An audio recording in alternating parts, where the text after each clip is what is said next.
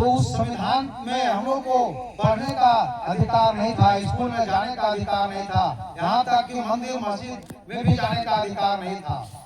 लेकिन आज हम लोग देख रहे हैं कि जिसको दूर रखा गया था वही समाज के लोग, मैं जात पात नहीं करना चाह रहा हूँ, हम लोग जात पात को नहीं मानते हैं, लेकिन जब व्यवस्था बनाया गया है तो बाबा साहब अम्बेडकर 6743 जात को तोड़ मरोड़ कर मात्र 4 भाग में बांटे थे। इसलिए बांटे कि हम लोग कम से कम जागरूक हो। एक बात तो कोई ऐसा है नहीं कि उलट देंगे तो सब कुछ परिवर्तन हो जाएगा। तो उन्होंने सोचा था संविधान लिखते समय 4 भाग में बांटा, एसटी, एससी, ओबीसी में भी ओबीसी 1, ओबीसी 2 और जनरल, मात्र 5 भाग में पूरे विभाग किए ताकि हम लोग समझें। पहले राजा, और ये सब काम कौन करता है? राजा करता है, चाहे राजतंत्र हो चाहे प्रजातंत्र हो। अभी का राजा हम लोग को आदरणीय श्री नरेंद्र मोदी जी हैं, तो सत्ता पर जो है कानून तो वही बनाते हैं। बाबा साहब अम्बेडकर ही लिखे हैं, चार स्तंभ होता है, पत्रकारिता, न्यायपालिका, कार्यपालिका और विधायिका। ये 4 व्यवस्था उन्होंने बनाए, और 4 व्यवस्था बनाए ताकि कि हम लोग जो है सिर्फ 85% हम लोग शूद्र के गिनती में हम लोग आते थे। इसको आपको समझना होगा कि उसको 4 वर्ण में वो बांटे थे, और 4 वर्ण में पहला वर्ण जो है उस वर्ण में उन लोग मात्र 4, 5, 7, 10 जाति हैं, और बाद बाकी 6743 जात जो है सो हम लोग की सब शूद्र में आते हैं, और वर्ण व्यवस्था में हम लोग लास्ट में आते हैं। जैसे कहा गया है ऊपर में है कि ब्राह्मण, क्षत्रिय, वैश्य और शूद्र। तो ब्राह्मण में ब्राह्मण जाति के लोग आ गए, क्षत्रिय में जो क्षत्रिय पूज रहे वो आए, और वैश्य में बनिया लोग आए जो वो भी विदेशी ही था उस समय। और बनिया लोग जो व्यापार करते हैं जैसे अदानी हो गया, बड़े बड़े, तो ये तीनों तो उसमें आ गए। तो हम लोग का कितना बचे लास्ट में? शूद्र। तो शूद्र हम लोग 85% हम लोग शूद्र वर्ग में ही आते हैं, और हम लोग इस चीज को समझ नहीं पा रहे हैं। कुछ कोई कर देता है, बैकवर्ड ओबीसी बोलता है कि हम कृष्ण भगवान का अवतार हैं, ज्यादा लोग बोलते हैं। कुछ लोग बोलते हैं कि हम लोग कुछ भगवान का अवतार हैं। भूया समुदाय एसी में बोलता है लोग कि हम गौरी का अवतार हैं। धोबी समुदाय में भी कुछ बोलता है कि हम ऐसे हैं कि हम राम को भी पछाड़ दिए थे, हम बोले थे तो उनको सीता को भगा देना पड़ा। इस तरह से हम लोग को भगा के हम लोग को रखने का काम अभी तक किया गया है।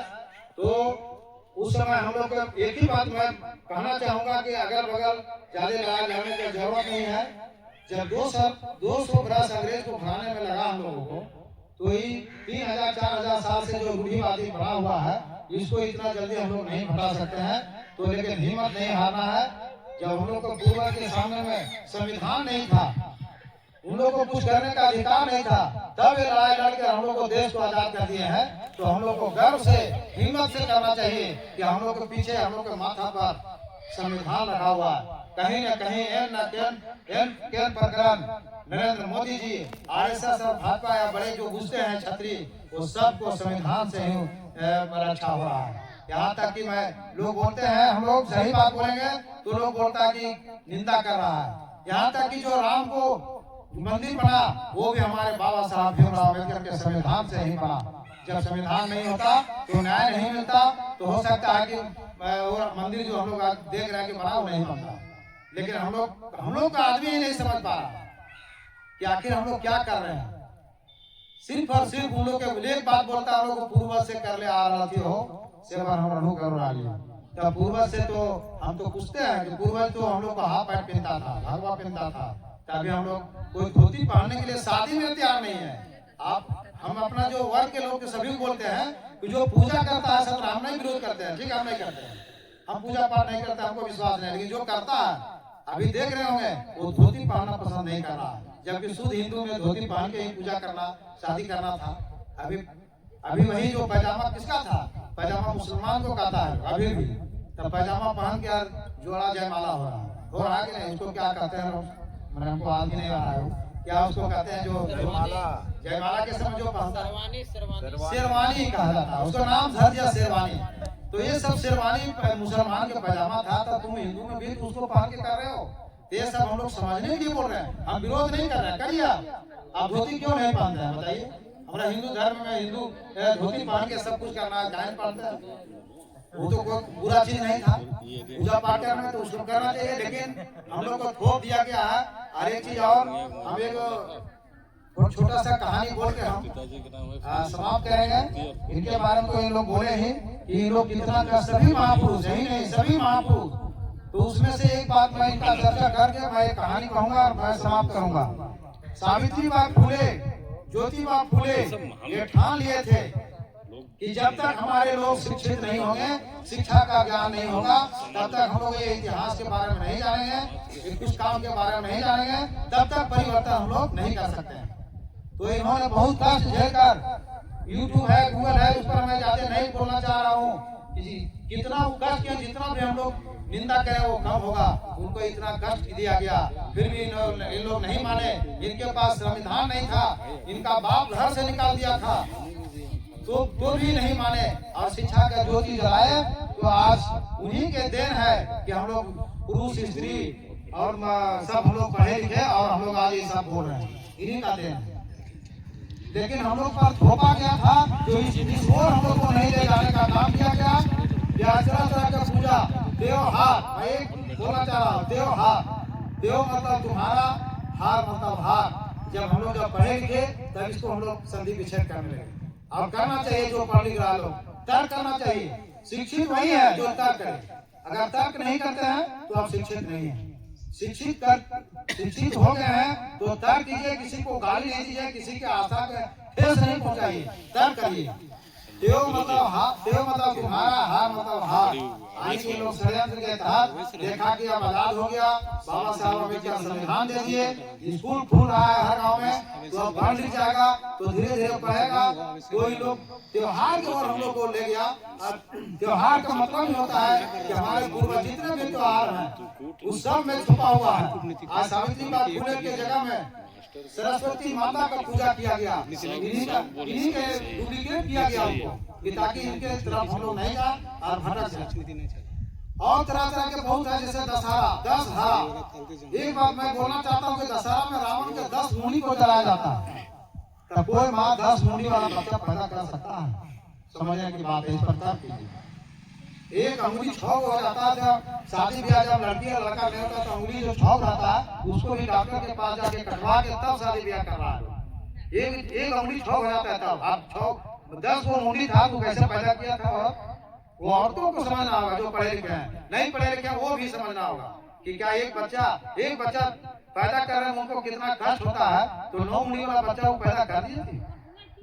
तो ये सब चीज बहुत तरह के इसमें है, समझना पड़ेगा। और ये सब हम लोग को थोपा गया है। कैसे थोपा जाता है सो हम एक चुटकुला बोलते हैं, कहानी छोटा सा। एक गांव में एक कम मतलब उसको दिखाई देता था एक आदमी था। तो संजोग से हुआ गांव अगल बगल से बोला, उसका बाप बोला कि नहीं शादी कर देना पड़ेगा तभी हम लोग का वंश वृद्धि होगा। तो अंधा था बेचारा। तो अंधा आदमी की कोई अच्छा लड़की तो देना पसंद नहीं करेगा, अभी के युग में पहले भी।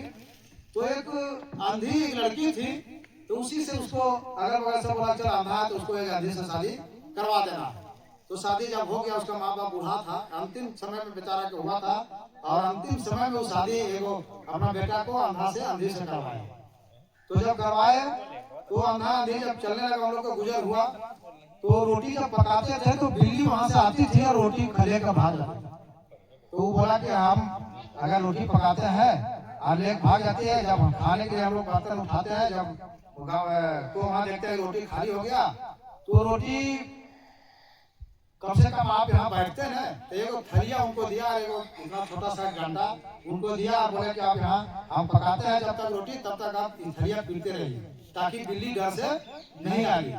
तो बात सही है, जैसे आप थाली पीटते रहेगा तो वहाँ बिल्ली कुत्ता सब नहीं आएगा, आदमी खा रहिएगा। देखते हैं खेती में हम लोग जब गेहूँ देखते हैं, कहीं गेहूँ लगा फसल है तो एक कपड़ा लगा कर हम लोग वहाँ पुतला लगा देते हैं ताकि हम लोग जो जंगली जानवर है कुछ है वो नहीं आवे, फसल हमारा नष्ट नहीं करे। तो टीना से बजाया जा रहा था। तो टीना से बजाते बजाते रोटी पका लेती थी, उसके बाद दोनों मिलकर 4-4 रोटी वो लोग खा लेता था, अपना जीव को पालन हो रहा। संजोग से उनको एक लड़का पैदा हुआ। तो लड़का पैदा हो गया छोटा सा, फिर थोड़ा सा बड़ा हुआ तो स्कूल भेजने के जब लायक हो गया तो वो बोला कि बेटा एक काम करो, अब तुम थोड़ा सा यहाँ थाली बजाओ और हम कुछ काम कर लेंगे। तो बाप उसको बजाने के लिए लगा दिया।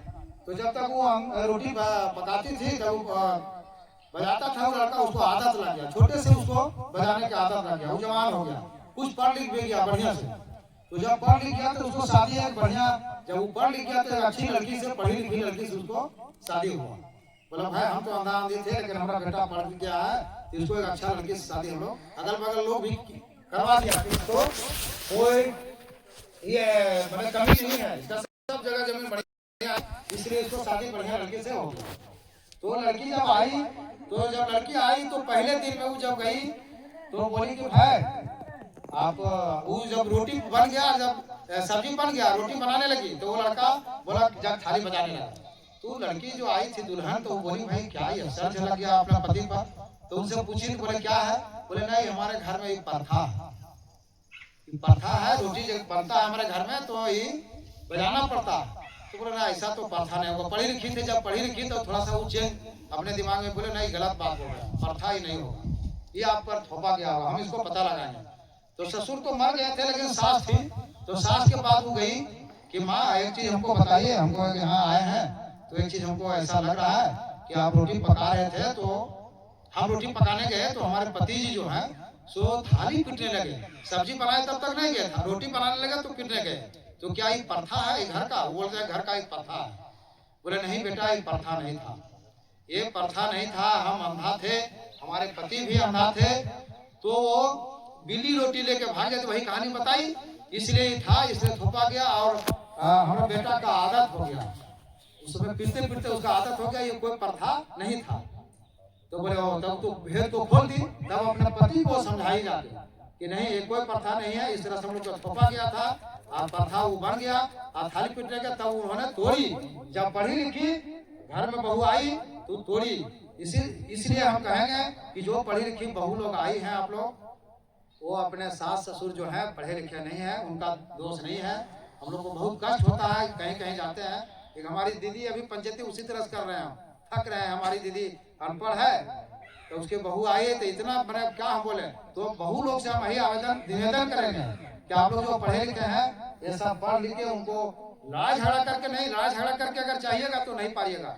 बाबा साहब अम्बेडकर बोले ही है, बुद्ध जो है हमारे, जो भगवान जिसको विश्व गुरु माना गया, वो भी एक डाकू को साधु बना दिए थे। तो हम लोग को वो संकल्प लेना होगा, आज इनके समक्ष सभी हम लोग जितना आए हैं वो संकल्प लेना होगा, एकदम शालीनता से ही, नहीं कि हम लोग को उग्र नहीं लेना है। संविधान हम लोग को जो बाबा दिए हैं उसमें कभी उग्र होने का हम लोग को नहीं कहा है, एकदम शालीनता से लड़कर हम लोग को लड़ाई को जीतना है। जब हम लोग जीत सकता है तो हम लोग भी लड़ाई जीतेंगे, आशा ही ने पूर्ण विश्वास है।